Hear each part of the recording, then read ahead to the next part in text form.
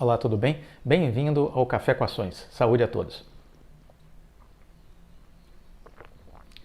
O canal Café com Ações foi criado para fazer um giro de notícias e informações sobre bolsa, economia, mundo dos investimentos, universo empresarial. A nossa ideia é mostrar as notícias que são relevantes para as nossas estratégias. Procuramos mostrar que é importante separar o joio do trigo. Há muita informação, um tsunami de conteúdo e a gente precisa ter foco, disciplina para separar o que nos serve do que não serve. A gente não pode perder tempo. O tempo é um recurso insubstituível. Passou, não volta mais. Vamos usar o tempo com inteligência. Quero começar o programa de hoje falando sobre uma notícia que saiu na coluna E Investidor, do jornal Estado de São Paulo. O que o investidor estrangeiro viu no mercado brasileiro? A passos lentos, os investidores estrangeiros estão voltando a enxergar oportunidades no Brasil.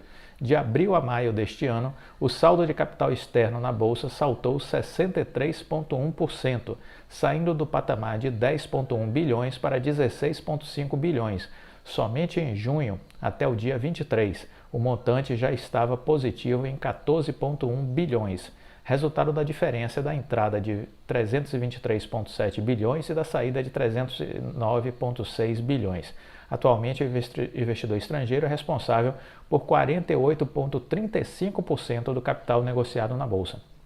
Então veja que esse percentual representativo de 48,35% do estrangeiro na Bolsa é o que faz, muitas vezes, essa bolsa se movimentar. A partir do momento que há um fluxo maior de investidores, isso é dinheiro entrando e movimentando as ações e a bolsa para cima.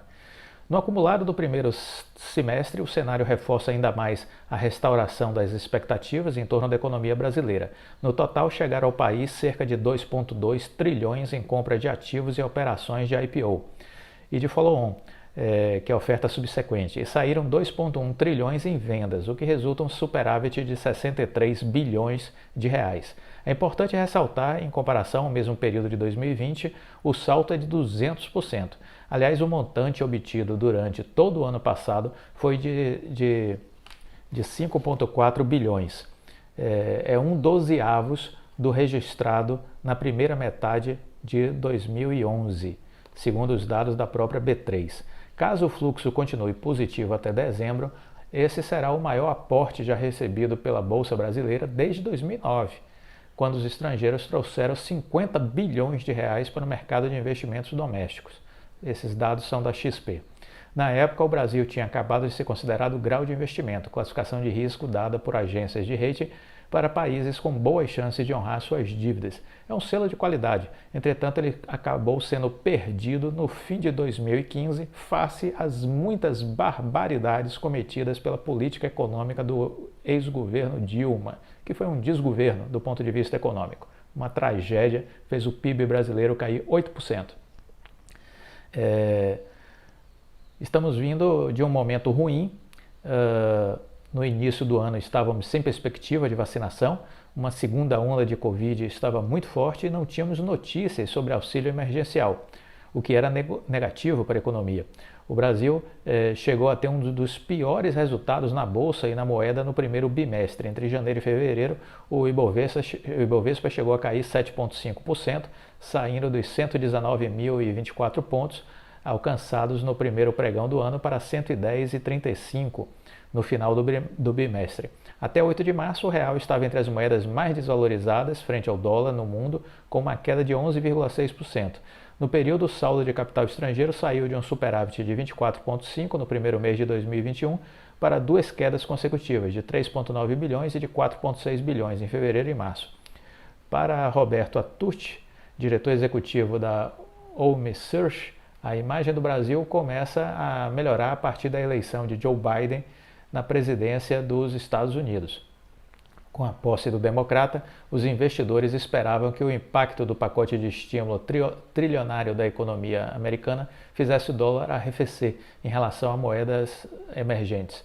Os maiores estímulos também poderiam aquecer ainda mais a demanda por commodities e impulsionar empresas na B3 ligadas a esses insumos. Começou a se formar um consenso de que teria muito mais fluxo de gringos para os mercados emergentes. Isso foi interrompido um pouco pela valorização do dólar no primeiro semestre, mas agora já está voltando. Há uma expectativa de que um novo ciclo global de commodities esteja ganhando cada vez mais forças e os países emergentes tradicionais, aqueles fora da Ásia, vão começar a se beneficiar.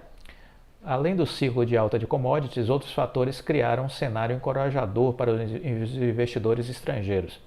O PIB no primeiro trimestre ficou acima das expectativas do mercado e a vacinação está avançando, gerando uma conjuntura positiva para a retomada da economia no segundo semestre. Temos batido muito nessa tecla, tanto aqui no Café com Ações como no canal Viver de Renda.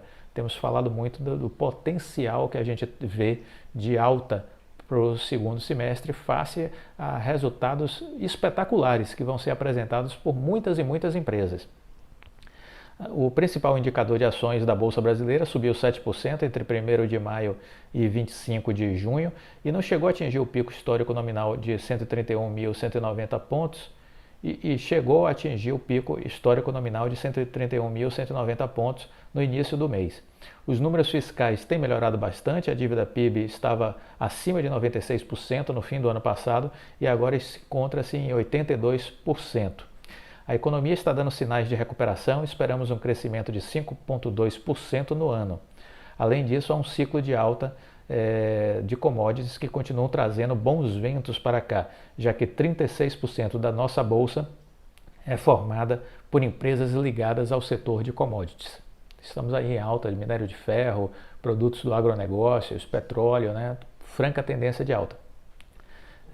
Empresas, né, como Vale, PetroRio, CSN Mineração, 3R Petroleum deverão estar surfando aí esse ciclo de alta de commodities e empresas ligadas ao agronegócio também. Mesmo com a alta nos preços de matéria-prima, a Bolsa continua atrativa em relação ao valor dos seus ativos. O Ibovespa tem espaço para subir e não é difícil enxergar o Ibov chegando aí na casa dos 145 mil pontos ainda em 2021. Então é uma das previsões aí de consenso de mercado, muitos analistas colocando aí essa possibilidade. A relação preço-lucro, que é o indicador que é usado para avaliar se determinado preço está caro ou barato, tem sido na média de 11 vezes, na média isso está abaixo do que a gente olha a média histórica da Bolsa, um desconto de 52% em relação ao Standard Poor's 500, que é a Bolsa americana. Essa também é uma ideia de que a gente vê um potencial muito interessante para o Brasil e desde que a nossa classe política ajude fazendo as reformas necessárias, que demonstre o compromisso com o teto dos gastos públicos, sim, aí temos um cenário maravilhoso de retomada da economia e de reconquista de uma credibilidade que havia sido perdida e que tinha feito com que os investidores estrangeiros se mantivessem afastados do país.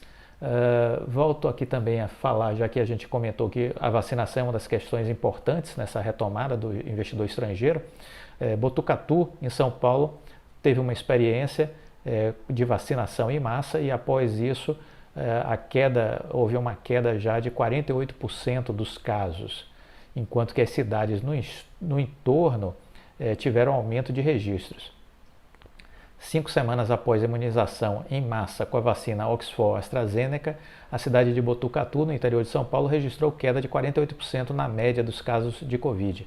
Na semana de 13 a 19 de junho, a média diária foi de 73 relatos, enquanto na anterior havia sido de 141. A média semanal é a mais baixa desde o início de maio, conforme a Secretaria Municipal de Saúde lá de Botucatu. E quando a gente olha as cidades da mesma região, elas registraram nesse período aumento de casos. Em Avaré, a média subiu 34%, em Bauru, 5,76%, e os números do governo paulista também indicam que o contrário do que aconteceu em Botucatu, no estado os casos positivos aumentaram nesse mesmo período. na cidade de São Paulo, a média móvel subia 31%. Então, o que nos mostra essas campanhas de vacinação em massa, né? Teve uma com a Coronavac e agora essa, a Coronavac em Serrana, né? E agora em Botucatu da AstraZeneca, que a vacinação em massa reduz drasticamente a contaminação, o contágio, né? O número de mortes. Isso tudo é muito positivo, isso outros países também estão verificando, o impacto da vacinação na queda dos níveis de contaminação e, consequentemente, de óbitos. E isso é um sinal muito positivo do aspecto de que a vacinação é uma garantia para a retomada das economias. Bom, falamos no café de ontem que a Anatel tinha entregue todos os documentos para a TCU sobre o 5G, mas hoje a gente traz uma notícia também com relação ao TCU, né, a visão do TCU. O TCU não começou ainda a contagem de prazo para emitir parecer sobre o edital do 5G. É uma notícia que saiu no estado de São Paulo, na coluna do Broadcast. O leilão de internet móvel do 5G, prometido para acontecer na metade deste ano. A data inicial que o ministro das Comunicações tinha dado era até 30 de julho. Não tem prazo para ser realizado ainda. Na melhor das hipóteses, ficará mais para o fim do ano. A Anatel afirma que já entregou ao TCU toda a documentação solicitada pela Corte para que ele prepare um parecer. As entregas ocorreram no fim de semana passado. Com isso em mãos, começa a correr o prazo do TCU. E aí, pasmem, se o prazo for exercido na sua totalidade, estamos falando de 75 dias para que eles emitam um parecer.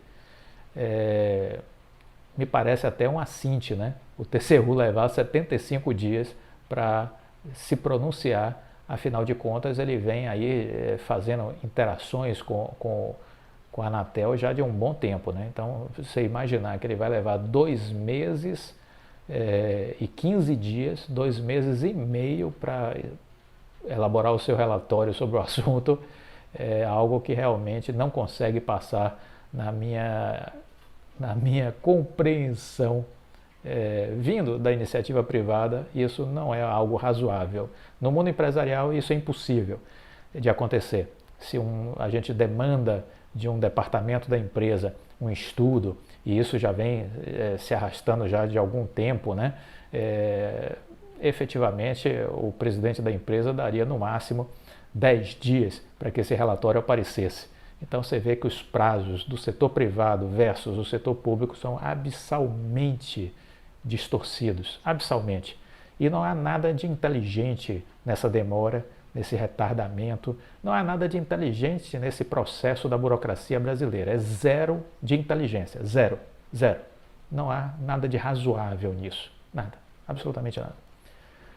Quem quiser defender, defenda, mas para mim, razoabilidade zero, justificativa zero para isso aí. Mas essa é a burocracia, né? A Anatel enviou o edital para análise do TCU no fim de março, então veja, desde o fim de março que esse negócio rola. Naquela ocasião, o ministro Fábio Faria disse que a Corte reduziria o tempo de análise para até 60 dias. O prazo expirou no fim de maio, dos 60 dias que o ministro previu à época, o Fábio Faria. Cobrada, a Corte tem respondido que nunca prometeu antecipar prazos, ainda mais quando se trata do maior leilão de frequências da história de telecomunicações do país, que pode movimentar mais de 30 bilhões de reais. A coluna Broadcast apurou que técnicos do TCU enxergam vícios de legalidade no edital e são contra a exigência de que o leilão seja usado para bancar a construção de uma rede privativa, para uso exclusivo do governo federal. O governo federal já deveria ter retirado isso do assunto, da pauta do edital. O TCU está sinalizando, né? Somos contra. Então, para quem insistir, elimina o problema. Elimina o problema. Porque postergar, procrastinar isso, não vejo sentido. Na visão dos técnicos, tal rede deveria ser paga por meio de licitação separada, com orçamento da própria União, e não por um leilão que trata de internet dentro de políticas públicas, que vai beneficiar a coletividade e não uma parte específica. Bom, temos aí essa posição do TCU e essa procrastinação desse assunto. Ficamos de olho, porque isso nos interessa, porque a Anatel e CADE não deveriam, mas o fizeram, atrelaram a decisão sobre a venda da Oi Móvel para depois do leilão do 5G.